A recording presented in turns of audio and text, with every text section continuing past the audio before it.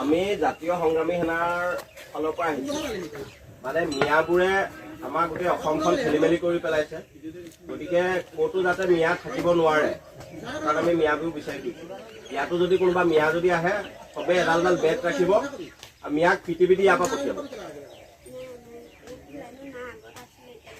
এতিয়া নাই আগতে আছিলে এতিয়া দেখিলে যোনেই নহওক ঠেলাৱালা ৰিক্সাৱালা ফেৰীৱালা মিয়া যদি কোনোবা আহে এচাৰি ল'ব পিটি পিটি পঠিয়াব মিয়া যাতে ইয়াত কেতিয়াও থাকিব নোৱাৰে দেই য'তে দেখে বাটে পথাৰে য'তে দেখে তাৰ পৰা খেলিব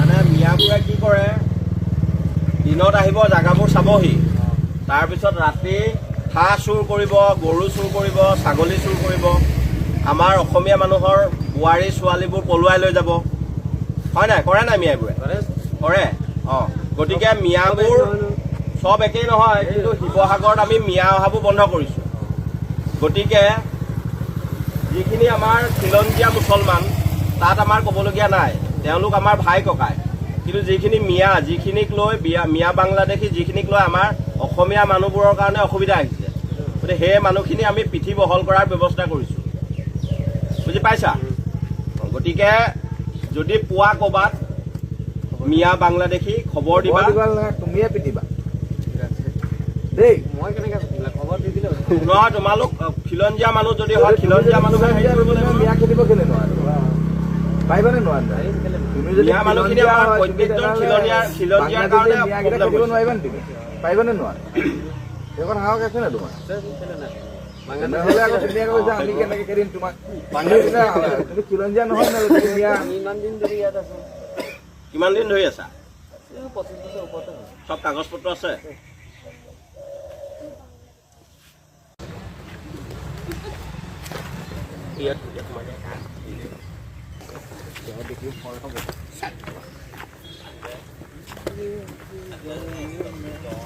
ফেচবুকত বহুতে কেৱল অকল মিয়া মিয়া কৰি থাকে কিন্তু সিহঁতে বিহাৰী বেংগলী কথা কেতিয়াও নকয় মিয়াসকলে ওপৰৰ পৰা খুট মাৰে আৰু বিহাৰী বেংগলীসকলে তলৰ ফালৰ পৰা মানে খুট মাৰি মাৰি অসমখন শেষ কৰি দিছে আৰু মিয়াসকলে ওপৰত খুট মাৰি মাৰি অসমখন শেষ কৰি দিছে আমাক মিয়াও নালাগে বিহাৰী বেংগলীও নালাগে বাংলাদেশী সদায় বাংলাদেশীয়ে সেয়া লাগিলে হিন্দু মুছলমানে হওক বা মিয়া মুছলমানে হওক বাংলাদেশী সদায় বাংলাদেশীয়ে বাংলাদেশীত অসম মানে বাংলাদেশী মানুহবোৰ অসমত কোনো প্ৰয়োজনে নাই সিহঁতে কেৱল অসমত বিজনেছ কৰিব আহে অসমখনক কেনেকৈ লুটুপুটি খাওঁ সেইটো চিন্তা কৰি থাকে সেয়া লাগিলে হিন্দুৱে হওক বা মুছলমানে হওক যি বাংলাদেশীয়ে নহওক কিয় অসমৰ পৰা যাব লাগে বছ যাব লাগে অকল মিয়া মিয়া বুলি চিঞৰি থাকিলে নহ'ব নহয় গম পাইছেনে আপোনালোকে এখন বেনাৰ বনাই যদি তিনিআলিৰ মুখত যদি আঁৰি থৈ দিয়ে কি মিয়া নোসোমাব নেকি হে এখন যদি পোষ্টাৰ বনাই যদি মিয়া মুক্ত অসম কৰিম বুলি ভাবিছে তেনেহ'লে ভুল ভাবিছে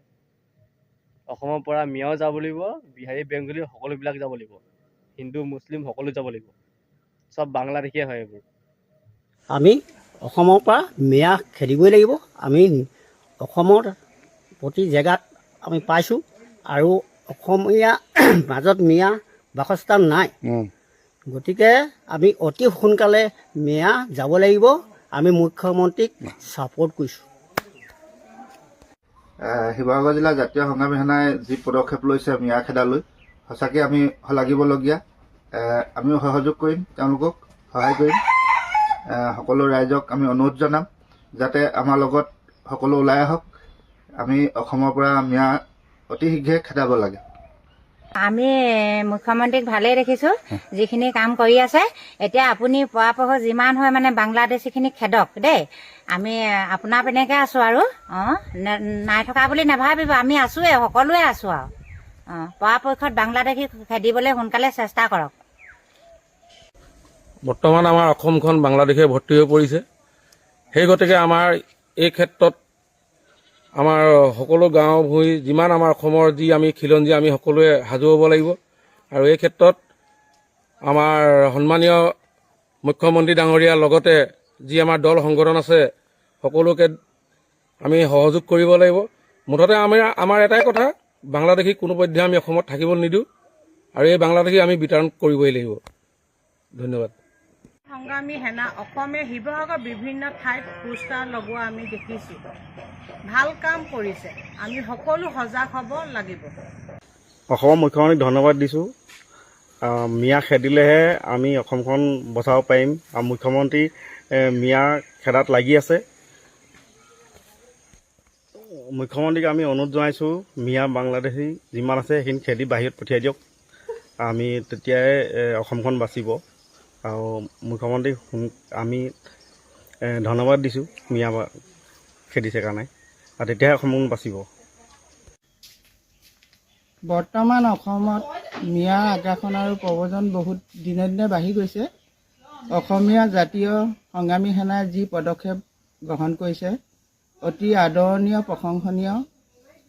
আমি আন্তৰিকতাৰে গ্ৰহণ কৰিছোঁ। তেওঁলোকে অভিযান চলাই যাওক, মিয়াক খেদিবই লাগিব অসমৰ পৰা, নহ'লে আমি অসমীয়াসকল অসমত জীয়াই থকা ভূপেন হাজৰিকাৰ গীতটোৰ দৰে হ'ব। অসমত অসমীয়া স্থান নহ'ব, মিয়া আগ্ৰাসন বহুত বাঢ়ি যাব আৰু অসমীয়া যুৱকৰ ওপৰত অত্যাচাৰ হ'ব। অসমীয়া যুৱতীসকলে মিয়াৰ পৰাই হত্যা, ধৰ্ষণ, লুণ্ঠন, মিয়াই সকলোখিনি বৰ্তমান বেয়া ব্যৱহাৰখিনি কৰি গৈছে অসমত।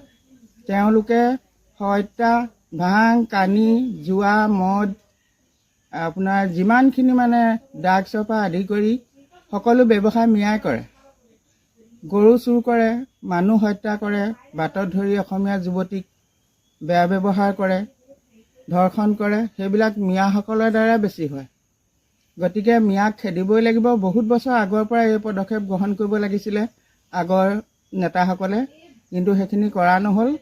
এতিয়া অসমীয়া জাতীয় সংগ্ৰামী সেনাই এই আদৰ্শনীয় পদক্ষেপ গ্ৰহণ কৰিছে। আমি আন্তৰিকতাৰে তেওঁলোকৰ পদক্ষেপ গ্ৰহণ কৰিছোঁ আৰু তেওঁলোকৰ লগত আমিও আছোঁ। এয়াই মোৰ মন্তব্য। যে মোৰ জীৱনত পোৱা আটাইতকৈ কৰাপ্ট গভমেণ্ট আছিলে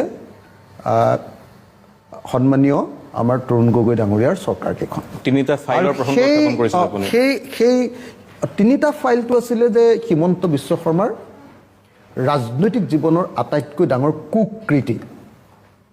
আপোনালোকে চাগে জানে, সকলোৱে চাগে জানে, অসমৰ মানুহে চাগে জানে যে হিমন্ত বিশ্ব শৰ্মাই আলফা কৰিছিলে, হিমন্ত বিশ্ব শৰ্মাই আলফাৰ নামত পইচা তুলিছিলে, হিমন্ত বিশ্ব শৰ্মাই কংগ্ৰেছৰ এজন নেতা, উজান বজাৰৰ আমাৰ কি শৰ্মা আছিলে, মানৱেন্দ্ৰ শৰ্মা।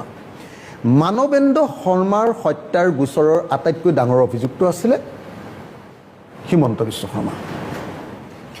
হিমন্ত বিশ্ব শৰ্মাই যেতিয়া পইচা তুলিবলৈ গৈছিলে, এতিয়া আমি য'ত থাকোঁ নিজৰাপাৰ, তাৰ ইঞ্জিনিয়াৰ দাসৰ ঘৰলৈ পুলিচে তেওঁক ধৰি নি ৰাম পিটন দি কাপোৰ খুলি লক আপত ভৰাই 3 মাহ জেলত দিছিলে হিমন্ত বিশ্ব শৰ্মাই। সেই যিটো কেছ আছিলে, সেই কেছটোৰ চলি থকাৰ মাজতে হিমন্ত বিশ্ব শৰ্মা যেতিয়া মন্ত্ৰী হ'ল, কোৰ্ট আৰু থানাৰ পৰা তেওঁৰ CD আৰু চাৰ্জেছ গোটেইবিলাক নাইকিয়া কৰি পেলালে।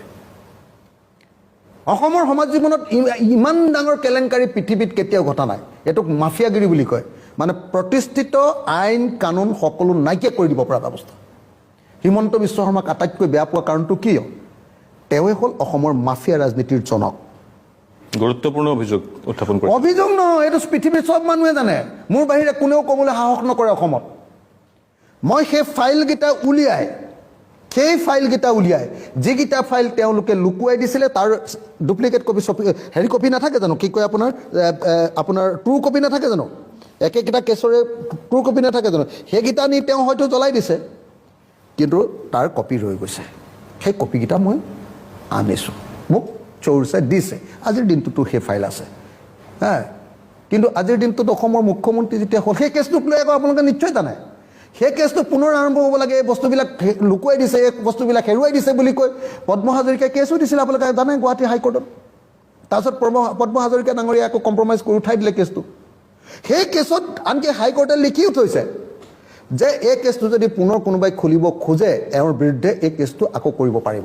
তো এতিয়া সেই কামটো কৰিছিল, আৰু সেই কেছটো দেখুৱাৰ কাৰণে মোক এতিয়া কোনোবাই কৈ থাকে বোলে তোৰ 3টা ফাইল ক'ত গ'ল? মোৰ লগতে আছে।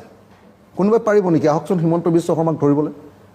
যদি কেতিয়াবা গভৰ্ণমেণ্ট বদলি হয়, যদি কেতিয়াবা গভৰ্ণমেণ্ট বদলি হয়, যদি কেতিয়াবা হিমন্ত বিশ্ব শৰ্মাৰ বিৰোধীত বহিবলৈ হয়, তেতিয়া তেওঁ ক'ত যাব?